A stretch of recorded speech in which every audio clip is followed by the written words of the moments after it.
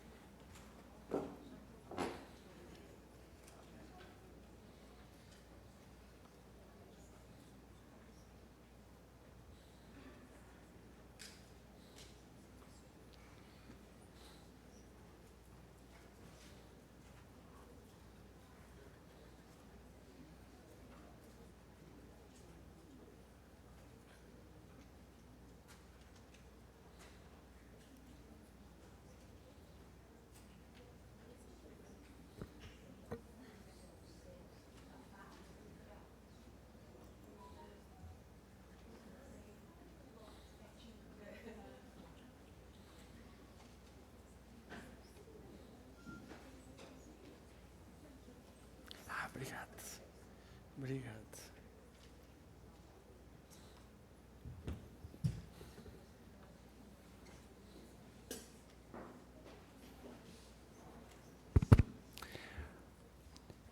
Bom, primeiramente eu queria dar uma boa tarde a todos, todas e todes. Uma alegria poder estar aqui. Eu vou tentar fazer a minha audiodescrição. Então, eu estou sentado à mesa, na frente de mim temos 2 computadores, atrás uma tela projetando o título da minha fala de hoje à tarde, que é Educação em Direitos Humanos e o Fortalecimento Democrático. Nela está escrito também o meu nome, eu sou o professor Renato Duro Dias, estou vice-reitor da Universidade Federal do Rio Grande. Eu uso óculos, estou de camisa branca e um casaco marinho, e os cabelos, por conta da gestão, já estão muito mais brancos do que eu gostaria que estivessem. enfim, brevemente, essa é a minha audiodescrição. Primeiramente, eu queria agradecer muitíssimo a oportunidade de poder estar dialogando com vocês nessa escola de verão, agradecer de forma muito carinhosa à UGM, né, a Associação do Grupo Montevidéu de Universidades, e, sobretudo, agradecer à Universidade Federal de Minas Gerais, que me fez esse honroso convite para estar aqui dialogando, e com muita alegria, então, estou para conversar um pouco com vocês na tarde de hoje sobre educação em direitos humanos e fortalecimento democrático. Eu quero, de pronto, fazer essa gratidão muito especial à professora Cláudia, a quem, desde o início, né, se mostrou interessada em que eu estivesse aqui presente com vocês, e a toda a equipe dela. Eu não sei se vou saber dizer todos os nomes, mas pelo menos da Ada, da Heloísa e do Alexandre, eu queria muito agradecer o fraternal acolhimento que tenho tido desde que fui convidado para estar aqui com vocês, conversando um pouco sobre educação em direitos humanos e fortalecimento democrático. Eu penso que esse evento ele chega em muito boa hora, num ano em que nós parece que podemos voltar a respirar democracia, em 2023, e mais do que isso, num período, né, Cláudia, que estamos, todos nós, as universidades federais, as universidades públicas, mas as universidades estão, no nosso país, avançando em práticas extensionistas, em pensar currículos e pensar formação para além dos nossos tradicionais currículos já conhecidos, e todas as atividades de extensão, todos os cursos, sejam eles de verão, modular ou não, são uma ótima oportunidade para a gente poder dialogar sobre temas emergentes e, mais do que emergentes, fundamentais para o debate de uma universidade que se diz pública e que quer ser sempre uma universidade democrática. Então, eu parabenizo também a escolha dos temas e me desculpo pela minha ausência hoje na manhã. Minha organização era para ter estado aqui. Me desloquei ontem do Rio Grande do Sul para poder estar com vocês, mas, infelizmente, com essas questões de conexão, acabei que não consegui chegar. Mas já sei que foi uma excelente fala e espero também, hoje na tarde, provocar algumas inquietações. Afinal de tudo, eu, embora tenha uma trajetória um pouco na área do direito, como alguém que está há muito tempo envolvido com a educação, procuro utilizar-me da pedagogia da dúvida, né? Uma pedagogia que o Jorge La Roça, um grande filósofo de educação espanhol, tem defendido. Então, parabéns, mais uma vez, pela escolha do tema e pela oportunidade de a gente fazer isso na escola de verão. Como nós não temos, e isso é muito bom, um momento especial para a apresentação de quem é o Renato, eu acho que eu vou, né, utilizar daquela expressão bastante conhecida de todos, todas e todos, que é dizer qual é o meu lugar de fala, de onde eu venho, para que vocês possam percorrer comigo, assim, ainda que brevemente, a minha trajetória para entender as minhas reflexões que eu vou trazer na tarde de hoje, né? Eu sou advogado de formação, vou tentar não ser muito detalhista, né, porque existe, como dizem, muitos muros aí das cidades, né, há muito mais vida do que está no Lattes.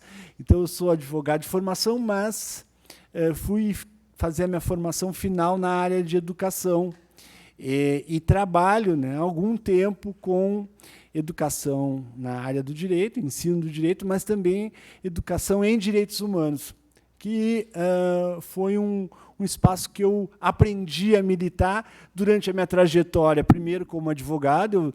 Eu, há alguns anos, advoguei para um sindicato de trabalhadores rurais, lá no Rio Grande do Sul, e depois, quando me envolvi com o Movimento Nacional de Direitos Humanos, MNDH, isso no início dos anos 2000, final dos anos 90, início dos anos 2000, quando o NDH era uma grande organização, ainda é, mas que havia coordenações em várias partes do país e que, então, se debatia de forma muito intensa em vários fóruns, em vários espaços, não só no campo da educação formal, mas como na educação informal, a temática dos direitos humanos.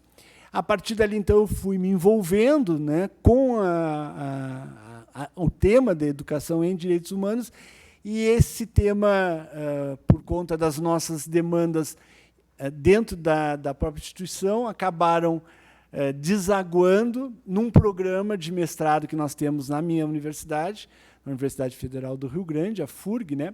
A FURG geralmente eu digo assim, a Universidade Federal do Rio Grande é a FURG, não é a URGS, é a universidade pequenininha lá do Sul, não é a URGS lá em Porto Alegre. E outra referência que é a universidade que tem navios, né? Porque a nossa universidade ela tem como missão estar voltada para os ecossistemas costeiros e oceânicos, e a área de oceanografia é uma área muito importante da nossa universidade. As missões que vão para a Antártida saem, né, equipadas da nossa instituição. Então, nesse nosso programa de Direito e Justiça Social, pensaram um espaço para discutir a questão da educação em direitos humanos.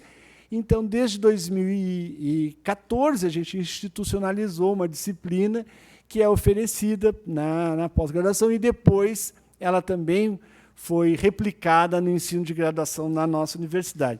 Então, é um pouco, né, desse espaço que eu me movimento.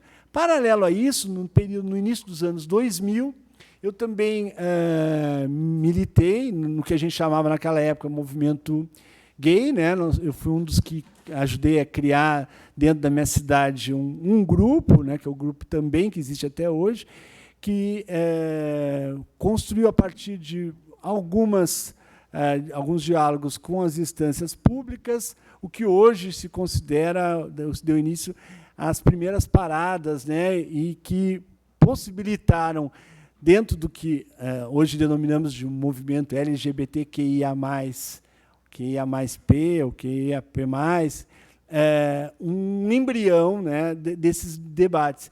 E, na época, nós já discutíamos isso com as escolas, o nosso grupo, a nossa ONG, ela era um movimento social muito ativo, que não só trabalhava no período no mês de junho, tradicionalmente, mas também envolvia as escolas da rede pública. Então, esse é um pouco do Renato, que hoje está vice-reitor de uma universidade, mas que tem uma trajetória aí para que vocês possam conhecer e para pensar comigo por que eu escolhi esses temas e queria dialogar com vocês sobre eles na tarde de hoje. Eu vou tentar organizar minha fala em 3 grandes blocos, em 3 grandes momentos, olhar um pouco do nosso panorama do que temos como constituído como democracia no Brasil, ou um estabelecimento democrático, uma forma de pensar o Estado a partir do que seria um Estado de direito, um Estado democrático de direito, sem ser muito, né, legalista, sem olhar muito para o que está expresso mesmo lá na Constituição Federal. Depois, num segundo momento, falar um pouco sobre esses desafios que atentam contra a democracia, principalmente quando se fala em violências e violações aos direitos humanos, e, no final, olhar um pouco para esses direitos humanos e de que forma a educação em direitos humanos pode, então, talvez, tratar e andar muito de mãos dadas, né, com esse termo democracia. Eu já começaria, porque eu não gosto muito de surpresas, eu já começaria dizendo na minha fala, vou tirar porque está um pouquinho quente, começaria dizendo no início da minha fala, né, algo que talvez eu vá repetir algumas vezes no restante da tarde, né? Para mim, Renato, não há democracia sem direitos humanos, assim como não existem direitos humanos sem democracia. É como que nós pudéssemos dizer que existe uma imbricação, que nós pudéssemos estar não só de mãos dadas, mas muito coligadas. Essas duas palavras, elas são fundamentais para poder entender. Uma não existe sem a outra. E, claro, a gente, né, vai conseguir perceber que algumas delas estão um pouco, digamos, deficitárias, do que alguns chamariam, como o professor Boaventura de Souza Santos, chamaria a nossa democracia de uma democracia de baixa intensidade, né? Ou que temos vivido um período de déficit democrático, especialmente nesses últimos 4 anos que vivemos. Então, é possível entender que elas são, né, muito importantes, e a grande maioria dos Estados nacionais não é possível compreendê-los sem entender que democracia necessariamente prescinde, né, necessita dos direitos humanos, e a mesma coisa e vice-versa. O Estado democrático de direito, que está expresso lá na Constituição Federal, ele a gente poderia falar sobre vários princípios que estão lá elencados, mas ele está baseado, eu diria, em 2 grandes princípios. O primeiro deles é o da garantia dos direitos, e o outro da soberania popular, ou seja, um que possibilita um rol, uma cartela, um indicativo de conjunto de direitos econômicos, sociais, civis e políticos que estão expressos dentro da Constituição Federal, né?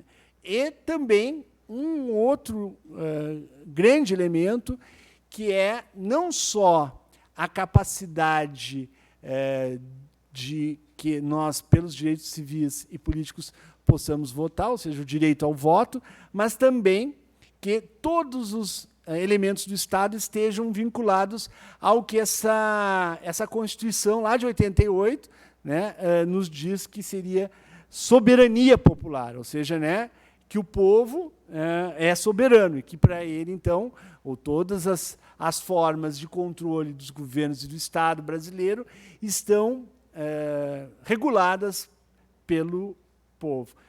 Isso, pelo menos, é o que está expresso na nossa Constituição Federal. No entanto, né, nós sabemos que, mesmo com esses 2 princípios e outros tantos importantes que estão lá inseridos, talvez seja muito também relevante a gente compreender que, para que essa democracia não se torne nem uma oligarquia, nem uma aristocracia, é importante que todas as parcelas da população tenham condição de voz, não só de voto, mas de voz e de representatividade dentro dessas esferas, né, que são de participação. Tendo em vista, e aqui não é o caso de nós fazermos uma aula de ciência política, né, mas tendo em vista que a gente vai compreender a nossa democracia como uma democracia, né, representativa, não é uma democracia de participação direta, como talvez se almejasse. Então, é importante, né, que a democracia alcançasse um valor supremo, alcançasse o que a professora Chantal Mouffe, uma pesquisadora inglesa, fala, o conceito de democracia radical, ou seja, em que nós pudéssemos ter, né, uma relação de antagonismos que fosse produtiva em prol da democracia, em prol do Estado e, sobretudo, então, em prol dos direitos humanos. Mas, mais ainda, indicando a condição de acesso a esses direitos humanos, que invariavelmente, às vezes, ocorre por meio de acesso à justiça, e o acesso ao que a gente chamaria de uma cidadania plena, né? Que a gente busca alcançar uma cidadania plena. Pois bem, né, são muitas as pessoas, muitas as vozes que se somam, tanto teoricamente quanto representantes dos movimentos sociais, que entendem hoje que o grande déficit, ou seja, né, a dificuldade da nossa democracia alcançar um alto padrão de intensidade, né, é que muitos desses direitos, e mesmo a própria soberania popular, as formas de controle que nós podemos ter enquanto sociedade civil, das próprias decisões sobre políticas públicas e sobre os próprios direitos humanos, elas ficaram, né, como se diz costumeiramente, ficaram no papel. Ou seja, nós temos um conjunto de direitos materiais ali bastante expressivos. No entanto, né, eles não se constituem, na grande maioria, direitos concretizados por uma série de elementos que a gente poderia divagar e que vocês, com certeza, deverão trazer como contribuição aqui no nosso debate, para a nossa fala aqui dentro da tarde de hoje, né? É importante também dizer que eu quero fazer um diálogo não para descaracterizar a importância de cada um desses direitos que estão lá expressos.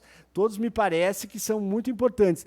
Mas eu acho que, me parece assim, que nesse espaço da escola de verão, que seria mais interessante é entender por quê, né, quais razões pelas quais esses direitos não vêm atingindo o que a própria Carta prevê e quais as possíveis estratégias que nós, enquanto população, podemos exigir, né, em termos desses direitos humanos, já que, segundo o meu juízo, né, e estou sujeito a críticas, nós estaríamos agora vivendo um movimento, né, especial para o debate desses instrumentos que a gente tem disponível na condução do Estado brasileiro e para tentar compreender melhor o Estado democrático de direito.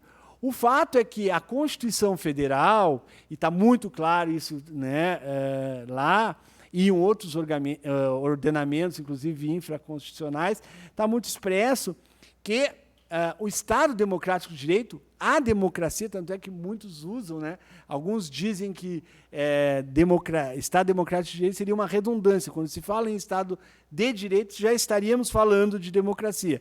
Mas, pois bem, sejamos redundantes. Se o Estado democrático de direito está expresso, né, ele me parece que foi uma escolha desde 88 e que continua sendo uma escolha, né, com uma conquista que eu diria irrenunciável de cada brasileiro, de cada brasileira, como um valor, né, universal, e isso significa que ele está lá presente, mas que ele não é só tão absoluto, mas que ele precisa, a todo momento, ser ressignificado, pensado por nós em cada momento. Ou seja, de que forma nós, enquanto brasileiros e brasileiras, podemos, em termos de cidadania, exigir que esse Estado, a partir da sua gestão, dos seus governos, transforme a coisa pública em garantia e ampliação de direitos e não de retrocesso, que, infelizmente, nós temos visto. Note que eu não vou fazer aqui uma explanação sobre vários estados neoliberais que houve também, né, um conjunto de retrocessos. Mas o fato é de que, no caso brasileiro, a gente teve, sim, um conjunto significativo de retrocessos, e é importante, então, pensarmos que estratégias, né, e quais são os nossos limites enquanto população, a partir da nossa soberania popular, em termos do voto, e não só do voto, mas de várias formas de acionar o sistema de justiça, ou mesmo de nos organizarmos através da sociedade civil, de cobrarmos, né, que o Estado brasileiro realmente se torne um Estado democrático, garantindo direitos econômicos, direitos sociais, e que esse déficit de cidadania, que alguns chamam de subcidadania, o professor Gessé Souza fala, né, usa essa expressão, né, subcidadania, que esse déficit de cidadania da sociedade brasileira, que ele possa reconhecer não só essa quantidade de direitos que estão ali presentes na Constituição, mas também todos esses últimos movimentos, especialmente os movimentos identitários que nós vivenciamos aqui no Brasil e que são frutos de lutas e resistências do movimento social e que são importantes para não só reconhecimento de igualdades, mas reconhecimento de diferenças. E é importante, então, a gente pensar esses aspectos sob esse prisma, de que forma isso se torna possível numa democracia que ainda é tão deficitária com relação a questões básicas, como do próprios direitos civis e políticos. Então, é importante que a gente entenda esses mecanismos, essas possibilidades e estratégias, sobretudo para pensar, né, como cobrar, como exigir do Estado brasileiro, e aqui estou falando de Estado mesmo, né, como garantidor, para que ele possa, né, vencer essa inércia, dessa impotência que muitos Estados nacionais hoje têm, né, principalmente quando se trata de questões territoriais, por exemplo, proteger, né, as zonas de fronteira, proteger o meio ambiente, proteger, né, os povos originários tradicionais, proteger as fontes de riqueza e ainda, né, além disso, né, superar as desigualdades sociais, que são imensas no nosso Brasil, as desigualdades ambientais, as desigualdades frutos desse desenvolvimento, né,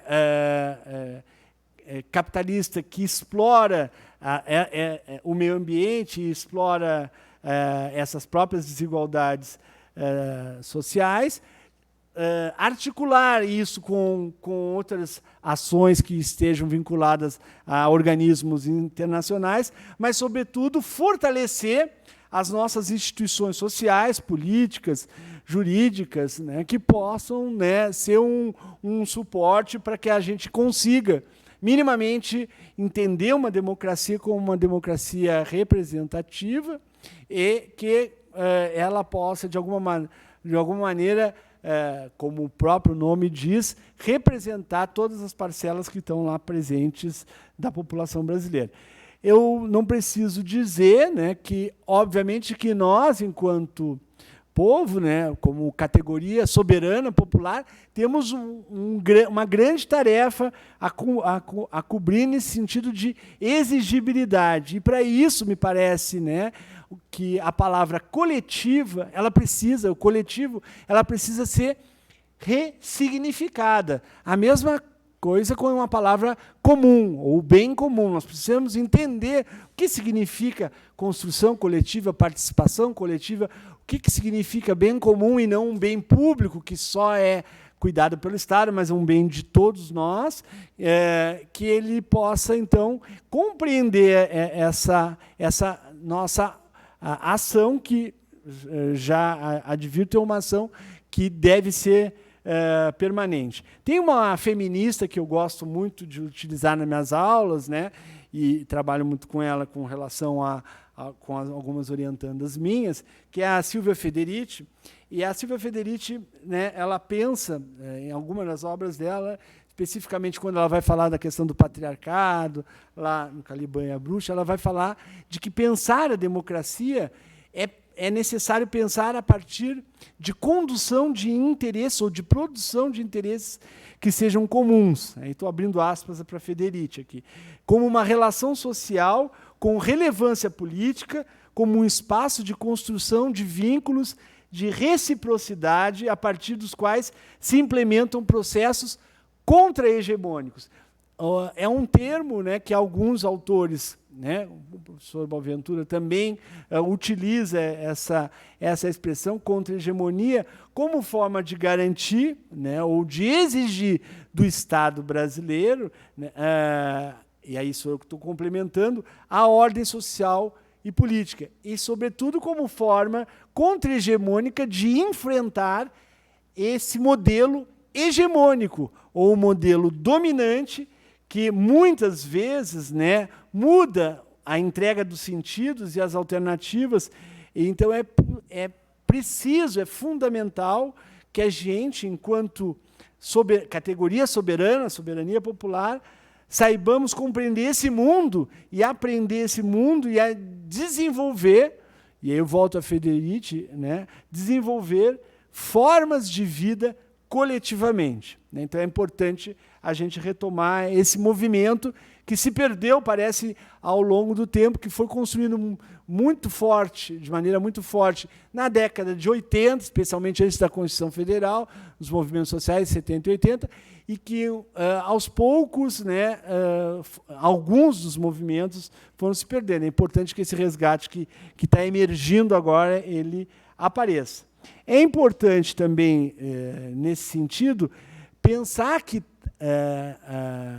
tratar democracia ou pensar democraticamente que não é algo simples. E, portanto, eu já vou adiantar uma das palavras que eu, né, vou focalizar no final da minha fala, que é a ideia de alteridade, de escuta e de compreensão do outro.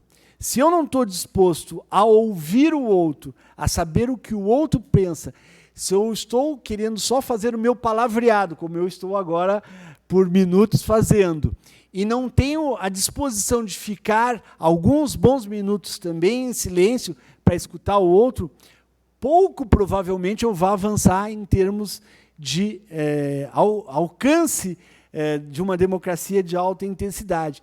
Por quê? Como eu disse no início, pensar democraticamente não é simples e exige de cada um e cada uma escuta atenta ao que, como cada um pensa sobre democracia e como refere. E isso é um princípio fundamental das democracias. E, novamente, eu digo, para essa grande virada de chave que a gente pretende dar, que é tornar a nossa democracia, para além de representativa e participativa, é importante traçarmos um caminho do escutar, um caminho do ouvir, um caminho também do silêncio, para que a gente possa avançar nessas transformações que são tanto necessárias. Por quê? Porque é a partir desses movimentos que nós conseguimos, por exemplo, fazer processos de partilhamento de conhecimentos. Muitos de vocês, a Cláudia me disse, né, já têm experiências de participação popular, participação em comitês, em órgãos e associações, em diretórios, em sindicatos, quer dizer, né, na sala de aula. Precisamos voltar à sala de aula, que ela seja democrática. Eu dizia, no período quando fiz a minha tese de doutorado, que eu ficava impressionado, não tanto com os meus colegas, mas mais com os meus estudantes, quando eu fiz observação participante nas salas de aula, e às vezes eu via um professor, como hoje estou eu aqui, durante 45 minutos falando, e a gente não sentia nem a respiração dos estudantes, né? Então, será que esse espaço de sala de aula que eu observei, né, ele se constitui num espaço verdadeiramente democrático? Nós estamos, né, incentivando a participação, então é importante a gente partilhar essas experiências em todos os lugares que a gente habita, né? Alguns na educação básica, outros na educação superior, outros na educação não formal, e projete essas experiências e novas possibilidades de horizonte para que a gente possa, então, envolver, né, a democracia como realmente um lugar de participação e, assim, né, de alguma maneira, ampliar que essa compreensão sobre todo o sistema que está muito bem, como eu disse, muito bem alicerçado lá na Constituição Federal e que precisa tomar potência, né, no nosso dia a dia, né? Acho que alguma parte de vocês já deve ter tido alguma aproximação com a educação em direitos humanos, mas nós temos um Plano Nacional de Educação em Direitos Humanos. Aliás, o Brasil é excepcional em pensar planos nacionais de educação, mas talvez não seja tão excepcional, né, porque ele constrói a partir de audiências públicas, de consultas, mas na hora de operacionalizar esses planos, eles acabam, né, ficando muito no documento. Então, nós temos um Plano Nacional de Educação em Direitos Humanos, o Movimento Nacional de Direitos Humanos contribuiu naquela época, o Paulo Carbonari, que era nosso representante, né, trabalhou muito nesse texto, é um autor também que eu indico para leitura sobre educação em direitos humanos, Então, lá de 2006, nós entregamos esse plano em 2007, e ele coloca uma série de estratégias pensadas para educação profissional, educação superior, educação básica, para a mídia, aparatos de justiça, de segurança, enfim. Então, nós temos um alicerce, né, um bom conjunto de elementos e uma série de experiências que precisam ser, digamos, reavivadas nesse nosso novo estágio.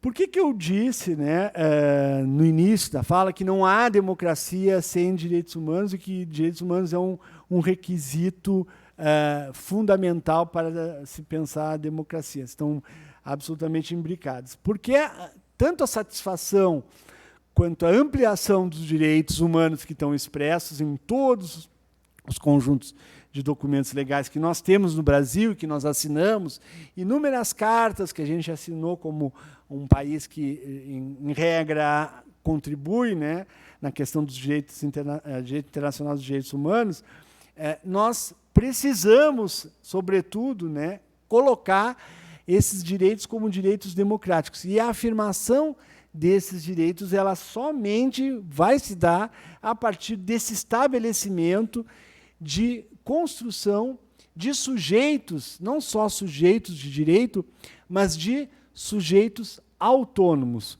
Então, eu acrescentaria como uma grande palavra, também importante da minha fala de hoje, para além da questão coletiva dos direitos humanos, da democracia, eu diria que não existe democracia, ou pelo menos talvez seja um dos objetivos da democracia, que a gente leve a autonomia desses sujeitos, assim como também para os direitos humanos é fundamental que exista uma capacidade de produzir autonomia nesses sujeitos. Alguns autores vão utilizar o termo emancipação, vão usar o conceito de emancipação, vão usar o conceito de emancipação social.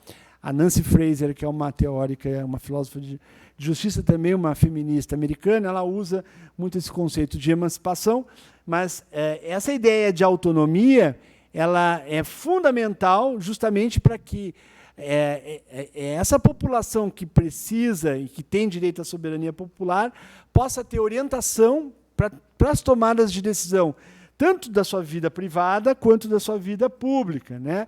E essas tomadas de decisão e essa autonomia é, sob o ponto de vista, um dos conteúdos centrais, não só para compreender as liberdades privadas, o direito às liberdades privadas, mas também as próprias liberdades públicas. Então, não há como pensar, né, liberdade sem pensar autonomia, não há como pensar democracia sem pensar direitos humanos, não há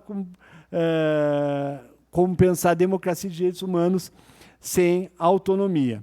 Outra questão me parece também bastante importante está vinculada a essa ideia de representação de grupos e de segmentos que cada vez mais, né, a gente tem visto nos parlamentos, sejam eles municipais, estaduais, como no próprio Congresso Nacional. E esses interesses de grupos e segmentos, ele, de alguma maneira, ele pode ser significativo na medida em que isso, né, for uma balança entre entre o hegemônico contra o hegemônico e essa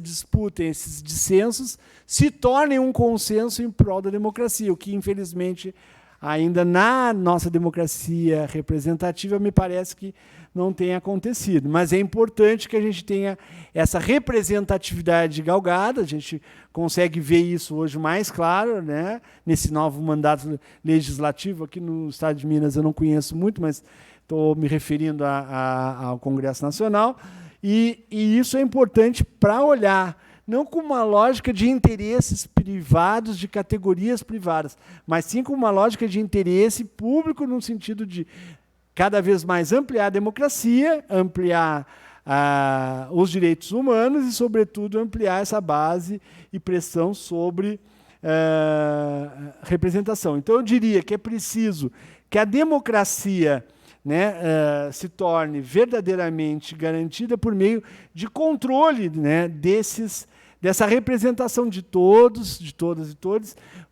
sob pena de nós estarmos entendendo, né, somente a interesses corporativos presentes.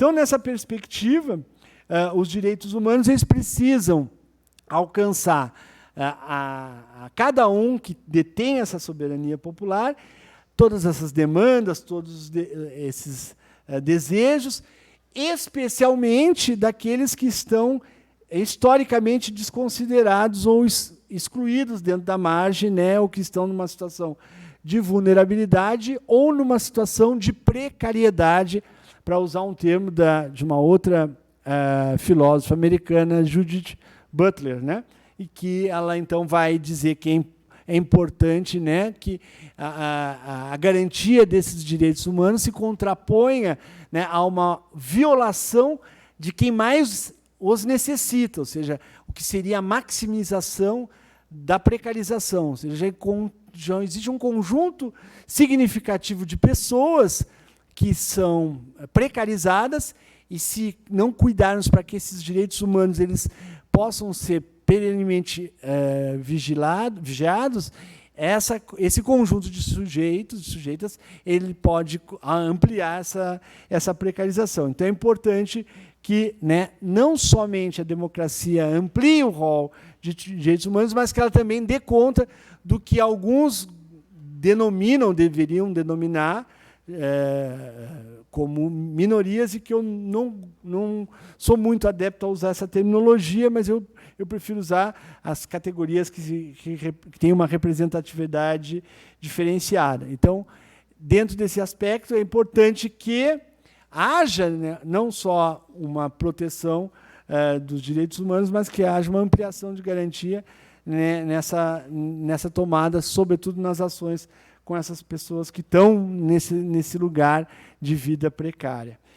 Portanto, me parece fundamental que exista, a partir não só de nós, mas de toda a sociedade, aí eu estou falando as forças políticas, o próprio Estado brasileiro, a partir de todas essas estruturas, né, de uma participação, de uma convergência de ações em defesa da democracia, que é o que a gente visualizou, ou tem visualizado, pelo menos discursivamente, né, é um dos textos que eu sugeri a leitura de vocês, para vocês,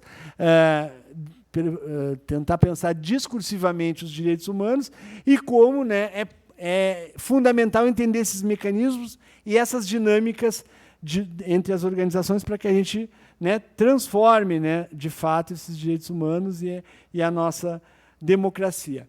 A Nancy Fraser, ela tem uma expressão que eu acho muito interessante, que ela utiliza como um conceito, que é o conceito de contrapúblicos subalternos, em que ela fala, sobretudo, nas sociedades, que ela denomina de sociedades fragmentadas, como a nossa sociedade poderia se exemplificar, e é possível que contrapúblicos subalternos, ou seja, padrões de tomada de consciência por parte de grupos identitários ou por parte de uma nação ou de um povo, uma população soberana, para que elas possam reverter essas formas de opressão como estratégia de superação.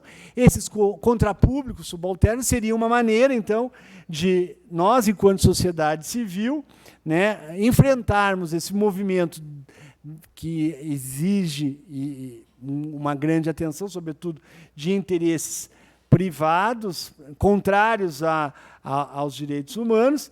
E esses contrapúblicos eles têm gerado uma série de avanços contra esses retrocessos. A Fraser especifica isso de forma muito clara nos textos que ela produz, especialmente quando ela aborda a questão das políticas contra a violência doméstica, né, nos Estados Unidos. Ela fala, né, muito sobre esse aspecto, porque ela é uma teórica feminista, mas é importante a gente olhar, então, esses contrapúblicos como uma forma, né, de disseminar uma visão, né, que seja uma visão contra-hegemônica, de romper, né, com esse status, que é um status que simplesmente nos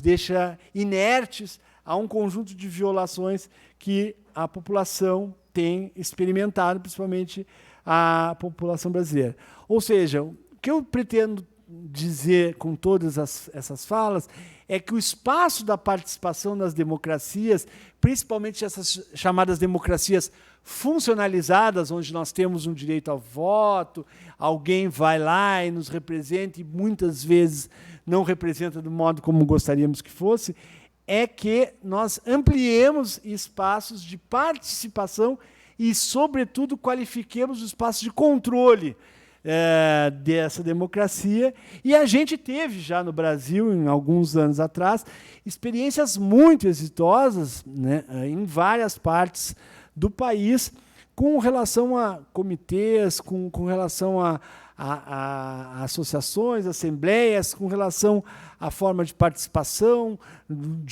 inclusive de participação a partir de um orçamento partilhado, como foi a experiência de Porto Alegre, no caso do orçamento participativo, mas um conjunto de fóruns e comitês, assembleias e audiências públicas que permitem que nós, enquanto soberano popular, possamos, né, tomar a frente desse controle que é verdadeiramente nosso do que está na democracia. Não só para ampliarmos em termos de quantidade, né, do que a gente imagina como democracia, mas também, sobretudo, pensar em termos de qualidade, que é o que me parece hoje o mais indicado ou o mais importante. As formas são muitas, espaços são vários. O importante é nós darmos vazão a esses novos espaços. E, para isso, nós vamos ter de vários aspectos teóricos e de estudiosos dos movimentos sociais que vão olhar para muitas experiências e muitas formas de alianças que são possíveis de serem alcançadas para que a gente consiga esse movimento contra-hegemônico. A própria Judith Butler, quando vai analisar os movimentos do Black Lives Matter nos Estados Unidos, lá no Corpus em Aliança, ela vai dizer isso, que é possível uma assembleia coletiva, que é possível uma ocupação do espaço público, né, das ruas desses espaços, para reivindicar mais direitos, mais democracia. Ou seja, existem formas e mecanismos de alianças que estão sendo desenhadas muito, muito significativas em várias partes do planeta e que são fundamentais para a gente pensar com isso. Então, o que eu diria que nós temos, né, uma democracia, ainda não temos essa democracia dessa intensidade que imaginamos, e esse me parece ser um momento muito significativo para a gente fazer repensar como fazer esse fortalecimento democrático. Ou seja, que democracia que a gente quer, que democracia que a gente precisa, quais são os elementos, quais são os instrumentos, olhar para quais violações, né, principalmente violações, muitas delas feitas pelo próprio Estado brasileiro, ou seja, por meio de ação ou de omissão, que nós, enquanto sociedade civil, somos e devemos ser capazes de lidar, principalmente olhando com a complexidade de demandas e com a necessidade de criarmos essas alianças. Para isso, e aí eu faço um gancho com o campo da educação, me parece, né, que um dos espaços fundamentais é o espaço da educação.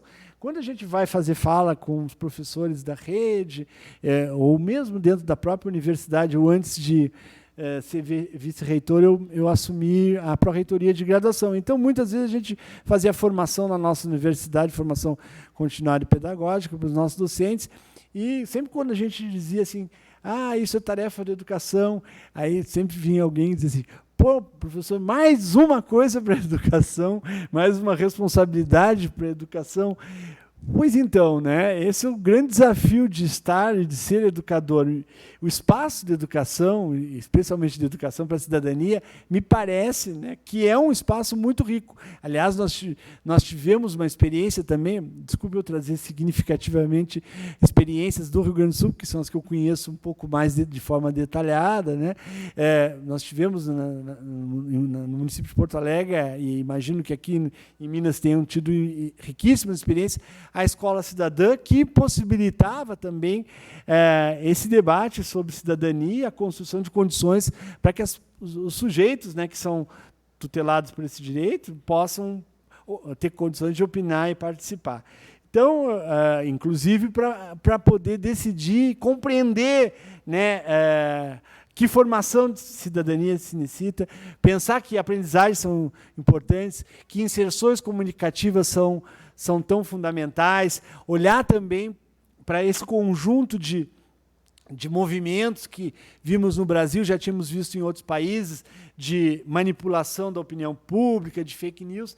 Me parece que o espaço da educação e da educação para a cidadania pode, né, potencializar a gente, trazer ferramentas de interpretação da informação de forma confiável, né, e produzir uma exigência mais forte dos direitos humanos e da democracia. E isso, obviamente, que não pode estar desconectado de algumas ações que eu pontuaria como que sejam fundamentais ações programáticas. Uma delas diz respeito à promoção de direitos humanos. Criar um ministério, criar uma secretaria de direitos humanos, criar secretarias especiais de direitos humanos é muito importante, é um grande diferenciador. Mas precisa ver quem eu coloco lá nesse ministério, nessa secretaria, que políticas que eu vou pensar, se essas vão ser políticas verdadeiramente que vão atender as mulheres, se vão atender a população trans, se vão atender a população preta. Quer dizer, quem é que pensa essa política e como pensa essa política? Então, é importante, né, promover essas ações, mas também é importante saber quem está lá, quais as agendas que vão ser postas ali e que orçamento que vai ser dotado para essas estruturas do Estado brasileiro, tendo em vista que o Estado brasileiro, né, infelizmente, tem sido um dos violadores dos direitos humanos, né? É preciso também olhar para a formação daqueles que operam os direitos humanos, desde professores, né, da rede básica, educação superior, pessoas da sociedade civil, mas também dos sistemas de justiça, porque, em regra, todas as violações do Estado brasileiro elas estão vinculadas aos sistemas, principalmente de polícia, né, judiciária, de polícia civil, e é importante, então, essa formação para que essas conquistas possam realmente avançar. O financiamento, que, sobretudo, não existe. Agora, se pensar um financiamento robusto para que essas políticas elas alcancem, e, né, como todo direito, às vezes ele corre sempre depois da violação, e então muitas vezes vão acontecer violações a esses direitos humanos, e é fundamental que o Estado, né, ou aquele que é o responsável pela violação, se não o Estado, repare essa violação, né? Então é importante que haja uma justa reparação, e eu não estou falando só uma reparação pecuniária, mas uma reparação punitiva, né? E eu não sou defensor da punição como um todo, mas estou dizendo que é importante que exista, inclusive pelo caráter pedagógico, que a punição possa garantir quando ocorrem violações de direitos, e essa busca por justiça e igualdade e tratamento para essas diferenças, ele só vai acabar quando também se acaba, de alguma maneira, essa impunidade. Então, dito isso, eu diria, não há democracia sem direitos humanos e nem direitos humanos sem democracia. No entanto, nós estamos chegando num momento em que a violência ela extrapolou os limites, todos imagináveis, não só pelas manchetes que chegam a todo o nosso dia, mas por conhecimento, às vezes, nosso próprio, né, de um conjunto imenso de violações. E mesmo os espaços educativos formais, eles não estão, digamos, isentos desse conjunto de violências e violações.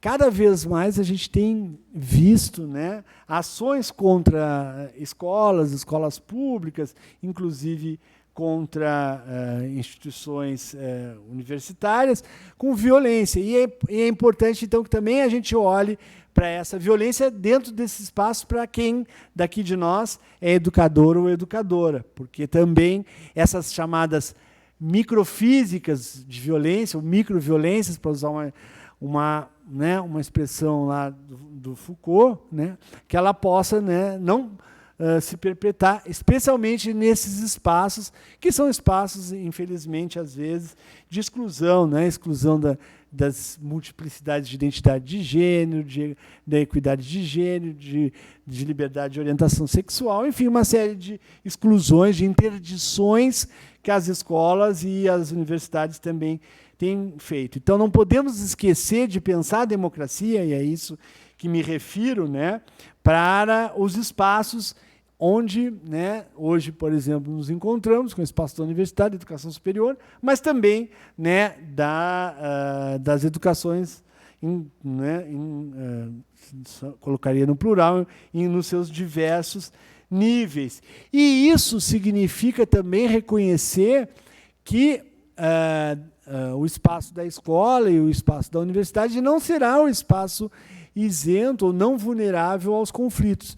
Eu costumo dizer, no período da minha vida, eu advoguei um tempo na área de família e tratávamos nós de fazer uma abordagem que seria uma abordagem mediadora, especialmente na área familiar, com o uso da mediação de conflitos. O conflito, né, ele é inerente às relações humanas. A existência do conflito faz parte, quando se fala em violência, não está se falando em conflito. O conflito é natural e ele é saudável, inclusive, para o nosso crescimento e no nosso avanço democrático. O problema é quando o conflito se dissemina de uma forma em que ele se transforma, né, se transmuda para uma violência, e essa violência, seja ela simbólica, psicológica ou física, se constitui numa forma, um mecanismo de opressão, e isso não pode e não deve ocorrer, especialmente, né, nos espaços educativos, justamente porque neles que a gente imagina ou espera em que, né, a voz, o alcance, o debate, o diálogo, né, a democracia, né, vai ser, né, fomentada, vai ser amplificada ou ampliada. Então é importante que a gente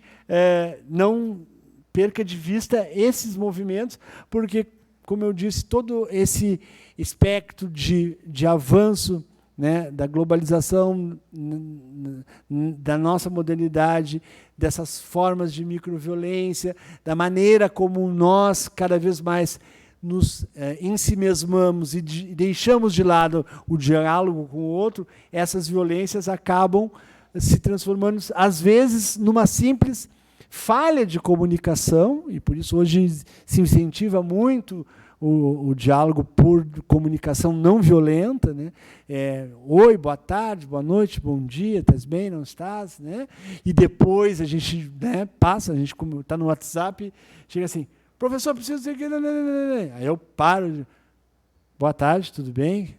Aí a pessoa para pensar, desculpe, eu entrei no WhatsApp rapidinho, então a gente precisa, né, às vezes até pela nossa forma de nos comunicarmos, pensarmos se isso não é, de alguma maneira, uma forma de não escuta e de silenciamento e de violência. Ou seja, é importante a gente olhar para essa prática social que me parece um pouco vigente, que é uma quase prática de leitor de código de barras, né? A gente vai passando, vai lendo e não dá tempo para conhecer o outro e a outra e, sobretudo, entender essas diferenças e fazer as nossas convergências, os nossos dissensos dentro do espaço que a gente escolher trabalhar, né? Seja na escola, na associação, nos sindicatos, nos partidos políticos, nos diretórios acadêmicos, enfim, em qualquer lugar, né, é importante que a gente passa isso. Então é importante da gente olhar para isso com muito carinho,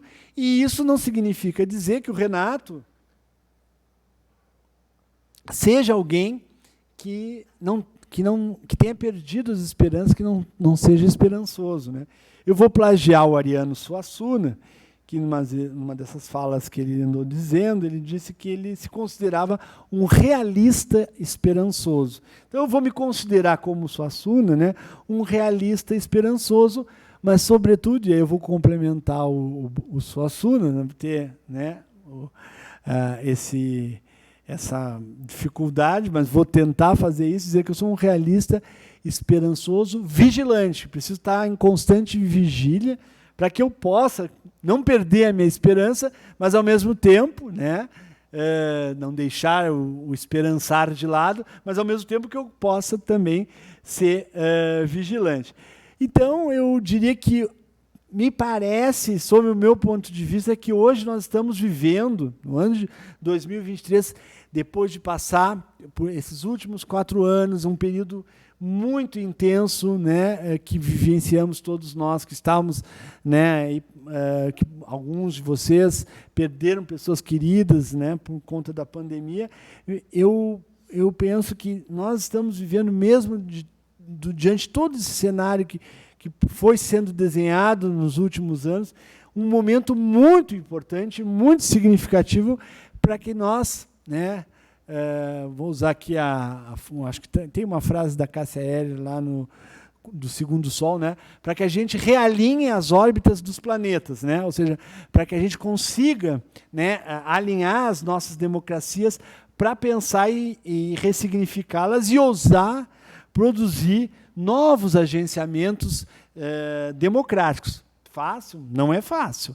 De fato, não temos receita de bolo, precisamos construir isso, mas com esse auditório cheio, eu tenho certeza que bastante força de vontade nós vamos ter. E o espaço da educação em direitos humanos me parece que é um espaço privilegiado para isso. E se a gente resgatar, especialmente resgatar o que está lá no Plano Nacional de Educação e Direitos Humanos, não precisamos nem pensar em políticas públicas que foram sendo construídas, né, ao longo desses últimos anos. Nosso PNE, que infelizmente nós não conseguimos alcançar as metas, mas que estava lá com um grande desenho. A própria Lei de Diretrizes e Bases da Educação Nacional, que também traz um conjunto significativo de termos importantes, né? Não conseguimos ainda, talvez, alcançar a construção de políticas públicas educacionais efetivas, né, no Brasil, e até me desafio a dizer na América Latina, e muitos dos países também estão na mesma relação que a nossa, né, estão ainda muito no que o Boaventura vai dizer, num período muito da regulação das políticas e pouco no período da emancipação dessas políticas. Eu entendo que a educação em direitos humanos, e para isso eu vou tentar resgatar um pouquinho lá do Plano Nacional de Educação em Direitos Humanos, para pensar essas políticas como forma significativa de nos encontrarmos, né? O que eu estou, né, então, querendo dizer com esse grande desafio, que é pensar esses sistemas de políticas?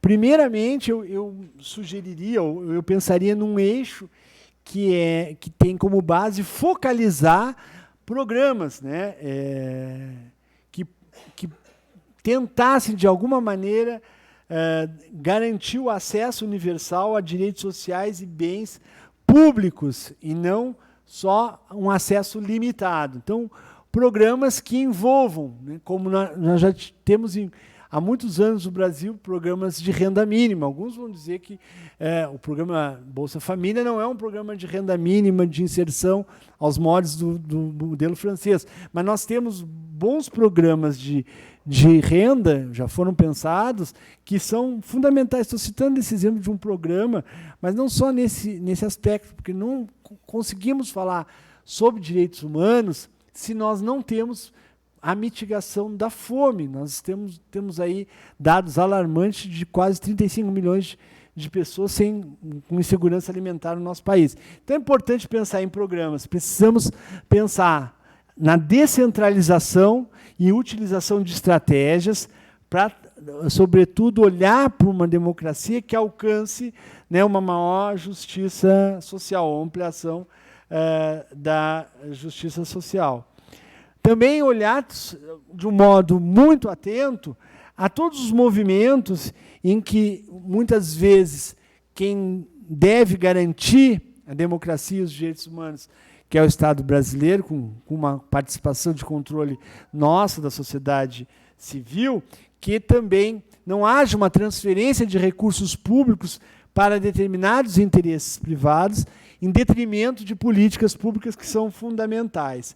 E, claro, né, pensar uma outra cartografia possível de olhar para quais são as nossas grandes necessidades em termos de educação, não só em termos de educação de formação continuada, mas também em termos de compreensão desses processos educativos, porque o Brasil é imenso, né? Nós temos diferenças territoriais, culturais, que precisam ser respeitadas, mas também precisamos dar conta disso. Então, no meu sentir, educar em e para os direitos humanos, ele significa discutir de forma ampla com a sociedade, a partir de audiências públicas, de espaços públicos, né, o que entendemos por direitos humanos, que educação em direitos humanos nós, né, necessitamos neste momento, disseminar essas discussões, ou seja, quanto mais pudermos ter agentes de formação. Durante muito tempo tivemos programas de extensão, fundos para fomentar a extensão nas universidades, tivemos programas que atuavam junto com as escolas da rede básica, que garantiam, tivemos a estrutura da SECADI, que agora voltou, né, que é uma secretaria importante para também ampliar, para que a gente possa também ampliar o leque desses multiplicadores de direitos humanos. Não vamos conseguir discutir sem ampliar o debate. Não podemos fazer um auditório fechado, isso tem que ser um debate aberto. Continuar incentivando estudos, pesquisas sobre direitos humanos, isso era muitas vezes incentivado não só pelo Ministério, Secretaria Especial de Direitos Humanos, pelo Ministério da Justiça, mas outros ministérios auxiliavam, ou organismos internacionais. É importante que a gente coloque e lance essas experiências. Muitas universidades têm excelentes experiências, práticas inovadoras de trabalhar com educação em direitos humanos, com várias populações, população ribeirinha, com assentados, quilombolas, com indígenas, né, com a população trans. Quer dizer, nós temos muitas experiências já concretizadas no Brasil e nós precisamos dar vazão a essas pesquisas, publicá-las, dar publicidade. Então, é importante que existam espaços garantidos para esses temas, para que a gente possa também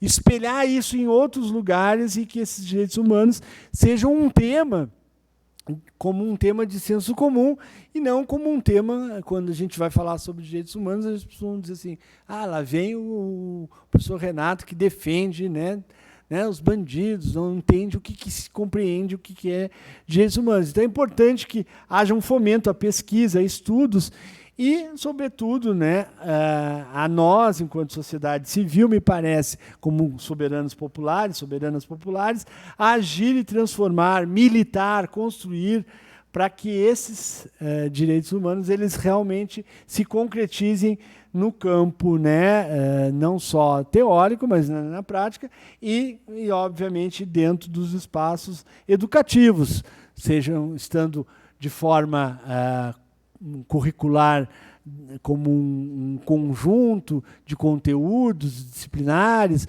ou com um conteúdo obrigatório, ou como talvez fosse o mais importante, passando de forma transversal em vários espaços, e que isso seja tomado de consciência dentro dos nossos espaços, né, sobre educar em direitos humanos.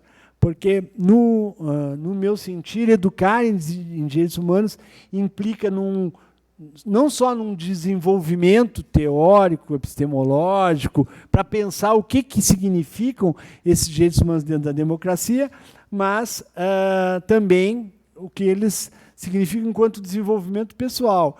E, obviamente, né, no nível social e no nível político, a educação em direitos humanos elas são transformadoras, porque elas gerem, né, possibilitam uma participação que inclui a possibilidade na construção e mudança dessa ordem social.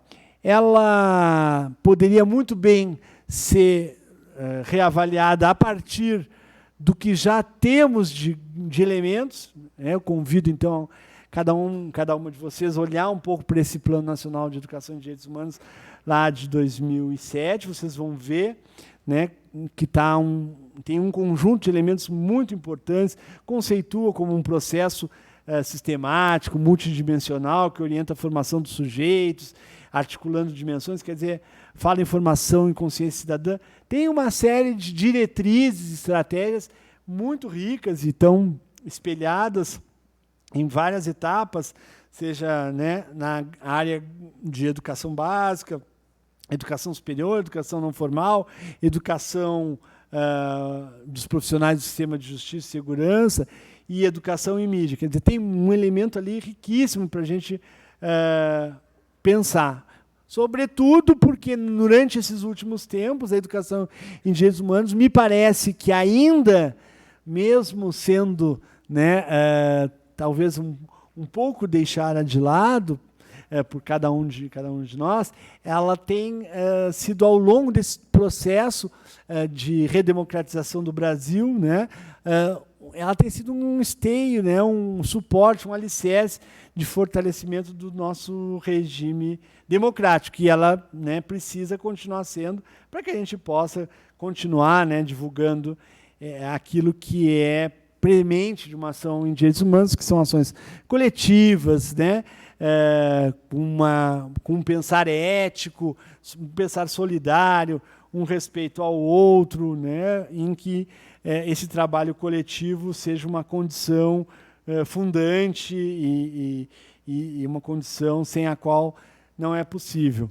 E eu, então, resgato aqui uma fala da professora Vera Kandal, né, que é uma grande pesquisadora do Rio de Janeiro sobre educação em direitos humanos, e ela vai dizer que essa educação em direitos humanos, para que alcance o nosso né, anseio democrático que está lá na Constituição de 88, ela precisa ser um diálogo de uma prática permanente, uma prática pedagógica cotidiana por cada um e cada uma de nós, para que a gente consiga minimizar esse sistema de violência. Então, vou chegando ao final da minha fala, e aí depois da minha fala a gente deve fazer um intervalinho para o café e depois seguiremos com o nosso debate, né, com perguntas, intervenções, que a gente possa se enriquecer. Eu quero muito aprender com vocês hoje também.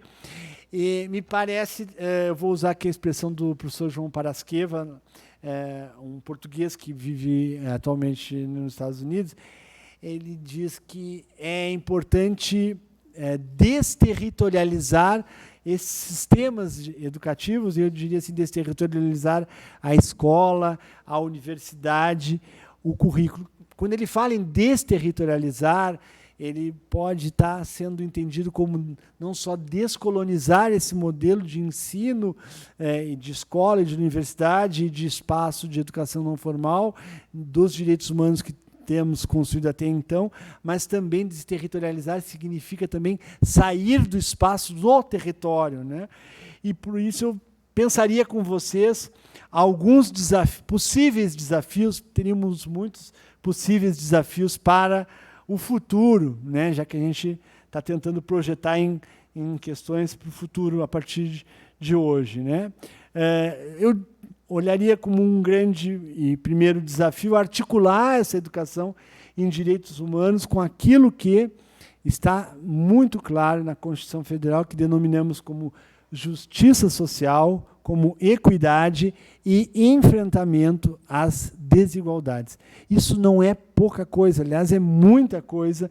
Se a gente conseguir fazer essa articulação, a gente vai, de alguma forma, né, seja a partir de uma política educacional, seja do espaço onde a gente está inserido, no nosso sindicato, dentro da nossa instituição pública, né, vai possibilitar uma outra visão, sobretudo preocupada com a inclusão, preocupada com a representatividade, preocupada com a multiplicidade de identidades dos mais variados espectros que nós temos e com os processos e resultados que essas nossas relações de poder que elas nos levam, muitas vezes, a gerar uma série de tratamentos desiguais, inequânimes e injustos, né? Então, é preciso fazer uma tomada de decisão em prol nesse sentido. Sob o ponto de vista de um segundo desafio, e aí, especificamente, olhando para o espaço da escola e olhando para o espaço da universidade, e eu não estou dizendo nós, sala de aula, mas, enfim, nesse lugar desterritorializado, eu diria que é importante a gente resgatar um termo que está muito, né, parece desgastado e que está muito latente quando se constituiu a ideia da universidade, que é esse conceito de interdisciplinariedade. Direitos humanos e democracia não é um tema de sociologia, não é um tema de direito, não é um tema de ciência política, não é um tema de uma área ou de um conhecimento compartimentado, fragmentado, específico. Ele é um tema que extravasa as fronteiras e ele precisa ser pensado por todos nós, não importa a nossa formação ou não tendo nenhuma formação. O que importa é que a gente compreenda os direitos humanos como uma matriz, um conhecimento que é produzido de forma muito flexível. E aí eu vou usar, né, uma terminologia do professor Galdêsio Frigoto, com um conhecimento que tem um caráter dialético da realidade social, que ao mesmo tempo una essa diversidade, essa natureza intersubjetiva, e que tem um caráter também de aproximação com essa realidade social e distingue os limites reais entre sujeitos e também possibilite que esses próprios sujeitos se autoconheçam. Então, me parece que esse é um bom caminho, é resgatar essa ideia de direitos humanos, e de democracia, e de educação de direitos humanos, como um conhecimento que deve ser apropriado por cada um e cada uma de nós, fundamentalmente, e um conhecimento eminentemente dialógico. Não pode ser um conhecimento ensimesmado, né? Para reforçar uma palavra também que o Boaventura usa, né, que é um conhecimento triste, desencantado. Então, um dos textos, se não me engano, que eu indiquei também como leitura, vai falar de um autor, um argentino que se radicou no Brasil há alguns anos e depois veio a falecer no Brasil, foi professor há muito tempo na Universidade Federal de Santa Catarina, que é o Luiz Roberto Vará. Num bom sentido, Vará dizia que uma educação em direitos humanos ela precisa ser desescolarizada, né? Não significa dizer que ele não queira a escola ou o espaço da universidade, mas que ela extravase esses muros, esses espaços. E, né, volto ao início da minha fala, quando eu mencionava a professora Cláudia, que todas as universidades brasileiras, muitas delas, estão passando por um riquíssimo processo de debate em suas comunidades, nos cursos, para curricularizarmos 10% da extensão dos nossos, né, PPCs, nossos projetos pedagógicos. Quiçá, né, esse é um espaço para a gente também olhar para essa desescolarização da educação em direitos humanos. Como terceiro e não menos grande desafio, eu vou me somar ao professor Antônio Nova, que foi reitor da Universidade de Lisboa, um pesquisador da área de educação português, dizendo que é fundamental produzir uma educação em direitos humanos que possibilite o sentir. Saber e sentir, segundo o professor Antônio Nova, estão muito conectados, estão muito alinhados. Segundo Nova, abro aspas para ele, não se pode saber sem sentir, e que na prática do sentir há também um conhecimento. Se separarmos as dimensões e acharmos que a aprendizagem é, sobretudo, uma coisa, só o saber, estaremos fadados a um conhecimento também sem sentimento, um conhecimento sem sentir. Então, a educação em direitos humanos da contemporaneidade, ou que parece ser a potência exigida pela nossa democracia, exige essas dimensões cognitivas do nosso sentir, da nossa capacidade de sentir, da nossa empatia, que é um termo também que se ouviu muito durante esses últimos 4 anos. E, obviamente, né, que é necessário para isso a prática do cuidado do outro. A prática do cuidado do outro só é possível quando a gente compreende um conceito, que é o conceito de alteridade. Não importa a perspectiva teórica, se eu vou utilizar, por exemplo, o Emmanuel Levinas, né, para falar sobre o conhecimento de um outro homem, olhar para esse sujeito, para esse outro, né, a partir desse olhar, ou a partir do Henrique Dussel, que é um teórico, um filósofo mexicano, mas é importante que essa alteridade ela seja reconhecida como praxis nessa educação do sentir, fazer um outro sentido dessa prática da nossa teoria de educação. Também, não menos importante, como 4º desafio, já estou encerrando, viu, gente? Educar em direitos humanos é, sobretudo, defender de modo intransigente a democracia. Então, não podemos esquecer deste importante, né, vínculo que a democracia tem com os direitos humanos, que eu mencionei a vocês lá no início da minha fala. Não só no Brasil, como na América Latina, mas como todo o planeta. Então, isso passa, e eu vou, né, de novo, chamar a atenção daqueles que estão na qualidade, assim como eu, de educador e de educadora, de reconhecer como espaço de sala de aula, e aqui eu estou dizendo a aula como um lugar do pedagógico, e ele pode ser em qualquer lugar que a gente encontre, como um lugar verdadeiramente democrático, de construção democrática. Dá trabalho, dá trabalho. Dá trabalho apresentar a prova, corrigir as provas, entregar para os alunos, discutir as notas. A gente tem que se preparar para aquele dia que a gente vai ser questionário para os alunos. Dá trabalho apresentar um plano de ensino. Dá muito trabalho exercitar a democracia dentro do espaço de sala de aula. Mas, sob meu ponto de vista, me parece que esses direitos que estão lá, como liberdade de cátedra, autonomia escolar, autonomia universitária, que infelizmente foi muito infringida nos últimos 4 anos, gestão democrática da escola, tem muitos municípios, estados que estão querendo retirar a gestão democrática da escola, do espaço da educação. Elas estão todas alinhadas com esse, né, sentimento de alteridade, de pensar o espaço da escola, o espaço de sala de aula, que é um microespaço, né, da defesa intransigente da democracia, né? E, por último, né,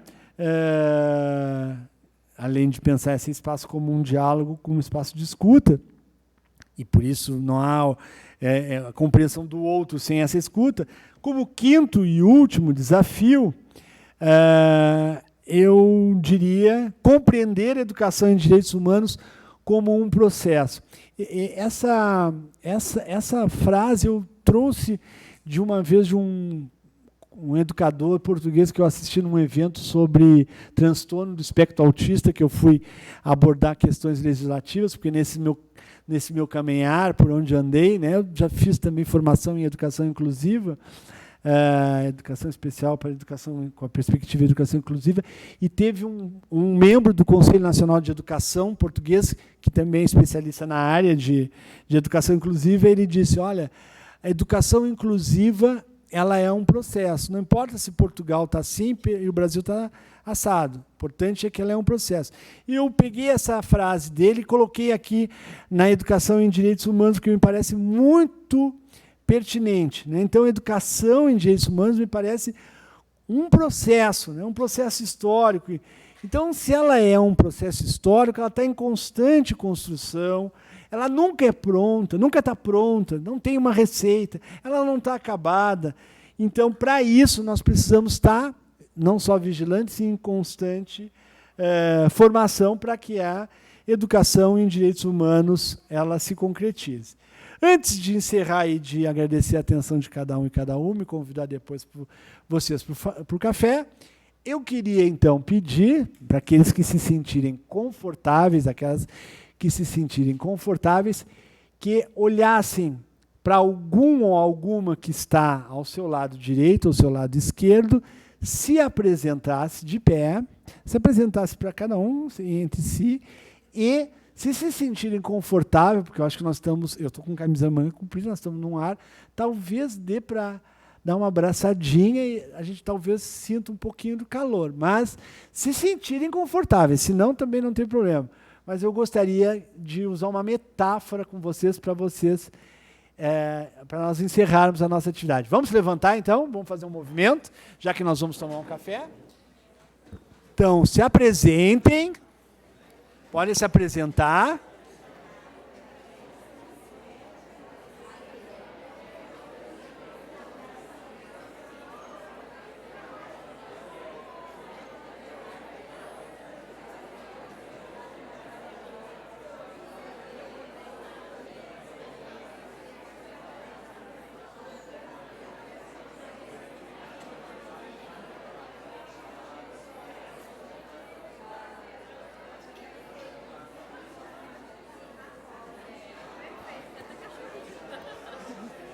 E aí, houve abraço? Não. Eu vi alguns abraços, né?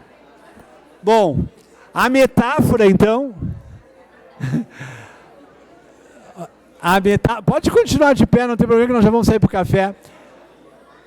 A metáfora, então, do abraço, imaginem vocês, cada um e cada uma de vocês, que a democracia seja alguém e os direitos humanos sejam o outro alguém, o outro. Então, a metáfora do abraço é: não há democracia sem abraço, não há direitos humanos sem abraço. Muito obrigado, gente.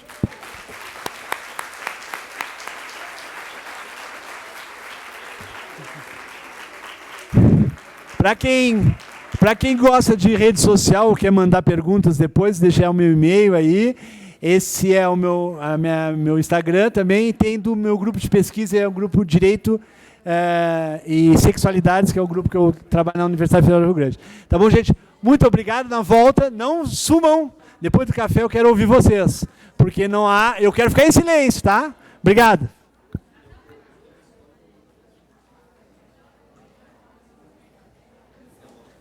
Gente, agora a gente vai ter um lanche aqui no hall, tá? Todo mundo se servir.